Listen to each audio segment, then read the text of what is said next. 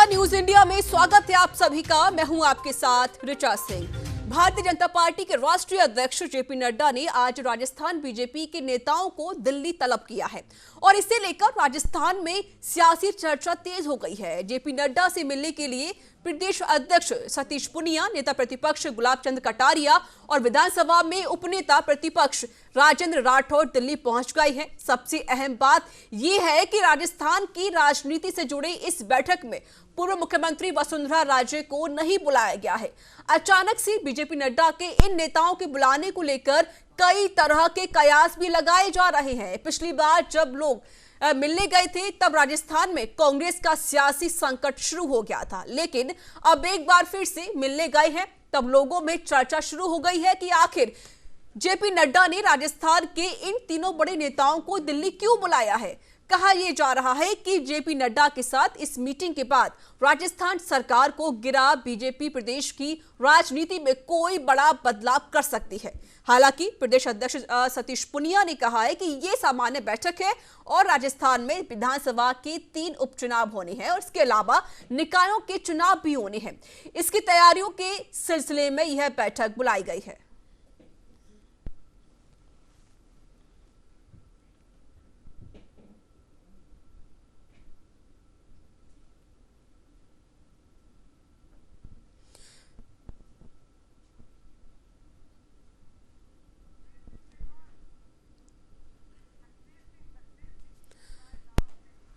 और इस पर अधिक बातचीत करने के लिए अधिक जानकारी के जुड़ चुके हैं मेरे साथ संवाददाता लखवीर सिंह शेखावत।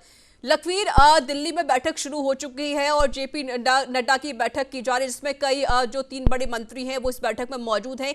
क्या कुछ कयास लगाए जा रहे हैं इस बैठक में? देखिए, दिल्ली में भारतीय जनता पार्टी मुख्यालय में राजस्थान कोर ग्रुप की बैठक चल रही है जिसमें राष्ट्रीय अध्यक्ष जेपी नड्डा इस बैठक को ले रहे हैं। प्रदेश प्रभारी अरुण सिंह, राष्ट्रीय संगठन महामंत्री बीएल संतोष और राष्ट्रीय सह संगठन महामंत्री वी सतीश इस बैठक में रहे हैं। राजस्थान से सतीश पूनिया, गुलाब चंद कटारिया, राजेंद्र राठौड़, कैलाश चौधरी, अर्जुन राम मेघवाल और संगठन महामंत्री चंद्रशेखर इस बैठक में मौजूद है।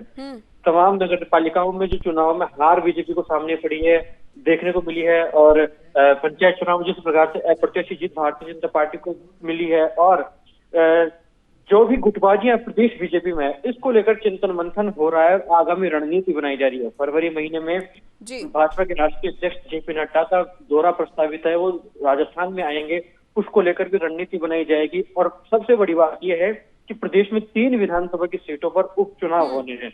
ऐसे में इस बात की भी रणनीति बनाई जाएगी, इस बात पर भी ठोस होमवर्क किया जाएगा कि 3 की 3 सीट बीजेपी की पाले में लाई जाए, क्योंकि ये तीनों सीटें वैसी हैं जहां पर पंचायत चुनाव में अधिकतर क्षेत्र उसमें आया था। तो ऐसे में भारतीय जनता पार्टी की ठोस रणनीति रहेगी कि भारतीय जनता पार्टी तीनों विधानसभा सीटों पर जीत दर्ज कराए और बीजेपी का कमल खिले।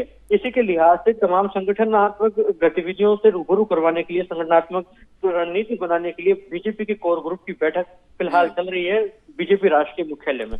लेकिन लखवीर सिंह शेखावत, ये जो बैठक की जा रही काफी अहम बैठक इसको हम मान सकते हैं साफ तौर पे, क्योंकि राजस्थान में उपचुनाव होने वाले इसको लेकर भी तैयारी जोर शोरों पर चल रही है। लेकिन पूर्व मुख्यमंत्री को ना बुलाना क्या कुछ दिखाता है? देखिए ऋचा, पूर्व मुख्यमंत्री वसुंधरा राजे की निजी व्यस्तता भी हो सकती है। हालांकि बीजेपी प्रदेश स्तर पर उनको दरकिनार कर रही है, कोई भी इसमें कोई छिपी हुई बात नहीं है।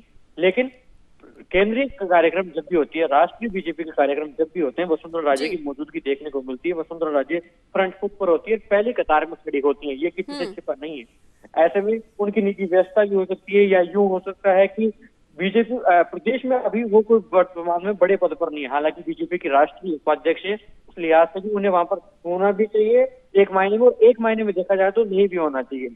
लेकिन ये बीजेपी का राष्ट्रीय नेतृत्व तय करता है। ये वसुंधरा राजे की खुद की निजी व्यस्तता भी हो सकती है जिसके चलते वो वहां पर नहीं पहुंची है। हालांकि ये कहना जल्दबाजी होगा कि वसुंधरा राजे को दरकिनार करने के लिए उनको नहीं बुलाया गया है, ये वाकई में जल्दबाजी होगी, क्योंकि वसुंधरा राजे एक बहुत ही कद्दावर नेता राजस्थान की राजनीति में और राष्ट्रीय चेहरा भारतीय जनता पार्टी का है। तो बीजेपी खुद ऐसा रिस्क नहीं लेगी कि वसुंधरा राजे को नाराज किया जाए, वसुंधरा राजे को मायूस किया जाए, क्योंकि वसुंधरा राजे अगर नाराज होती है तो न केवल राजस्थान में बल्कि कई प्रदेशों में बीजेपी को झटका लग सकता है। बिल्कुल जाहिर है लखवीर, इस बैठक को हम किस तरीके से देख सकते हैं? क्या आगामी राजस्थान में सियासी या फिर इसको सरकार के साथ जोड़ सकते हैं? क्या कुछ उम्मीदें हैं, क्या कुछ कयास है, किस तरीके से देखते हैं आप? देखिए ऋचा, राजनीतिक गलियारों की अगर बात की जाए, कयासों की बात की जाए, तो सियासी गलियारों में इस बात की चर्चाएं अब तेज हो गई हैं कि कल बहुजन समाज पार्टी का प्रतिनिधि मंडल विधानसभा अध्यक्ष को याचिका सौंप कर आया और वो याचिका इस बारे में थी कि जो 6 विधायक थे बसपा के, उन्होंने दल बदल करके कांग्रेस को समर्थन दे दिया था।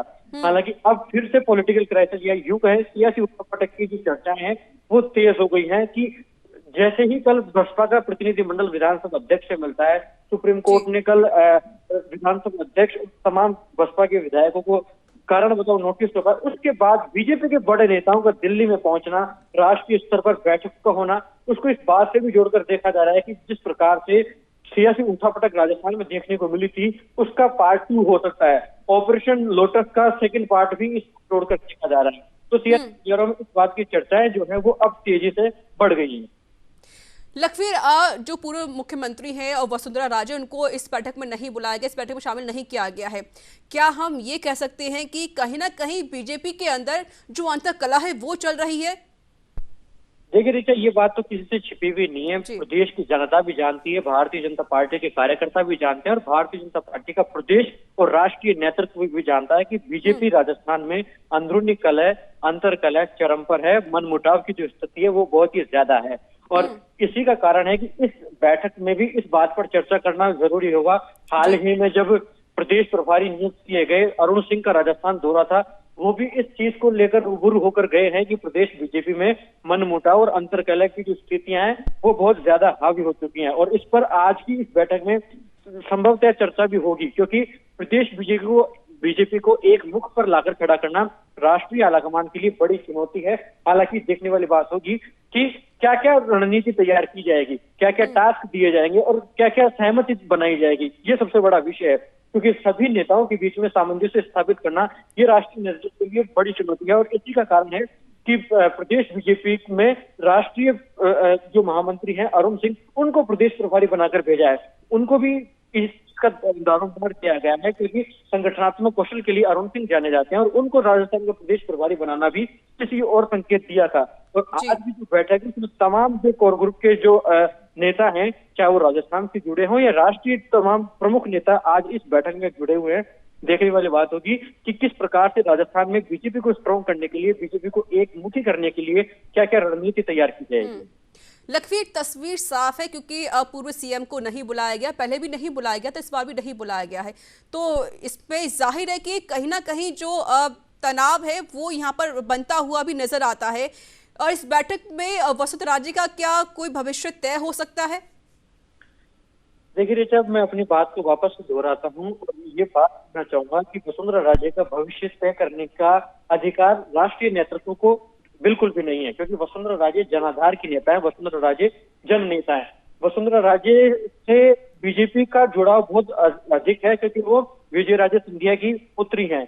विजय राजे सिंधिया बीजेपी के संस्थापक सदस्यों में से एक रही हैं और सबसे बड़ी बात यह है कि वसुंधरा राजे को राजस्थान की बीजेपी और राजस्थान की सियासत की नब्ज नब्ज से वो वाकिफ है। तमाम जो नेता है वो उनके पाले में है, जितने भी प्रमुख नेता है। हालांकि प्रदेश सतीश कुमार अपनी खुद की टीम बनाने का प्रयास कर रहे हैं, अपनी खुद की लामबंदी करने का प्रयास कर रहे हैं, लेकिन वसुंधरा राजे ही एकमात्र ऐसे नेता है राजस्थान में जो सबसे ज्यादा विधायकों का दारोमदार रखने की क्षमता रखती है। और सबसे बड़ी बात यह है कि प्रदेश बीजेपी की एक एक चीज से वो वाकिफ है, प्रदेश की जनता की एक एक चीज से वो वाकिफ है कि किस प्रकार से जनता को क्या डिमांड है, क्या मांगे है, इससे वो वाकिफ है। तो ऐसे में ये कहना कहीं गलत नहीं होगा कि ये कहना बिल्कुल अभी गलत होगा कि वसुंधरा राजे को दरकिनार कर दिया जाएगा या फिर आज ही तय हो जाएगा कि वसुंधरा राजे को दरकिनार किया जा रहा है या वसुंधरा राजे को साइडलाइन कर दिया गया है। ये वाकई में बहुत जल्दबाजी है, क्योंकि राष्ट्रीय नेतृत्व भी नहीं चाहेगा कि इतने बड़े दिग्गज नेता को, इतने बड़ी कद्दावर नेता को रिस्क उठाकर उनको नाराज कर बीजेपी 2023 का चुनाव लड़े। बीजेपी 2023 में कमल खिलाना चाहती है। जिस प्रकार से 2013 के विधानसभा चुनाव में 163 सीट मिली थी, उससे अधिक सीट अब बीजेपी जीतना चाहेगी। बिल्कुल, क्योंकि राजस्थान उपचुनाव होने हैं, इसको लेकर अब बीजेपी सक्रिय नजर आ रही है। बहुत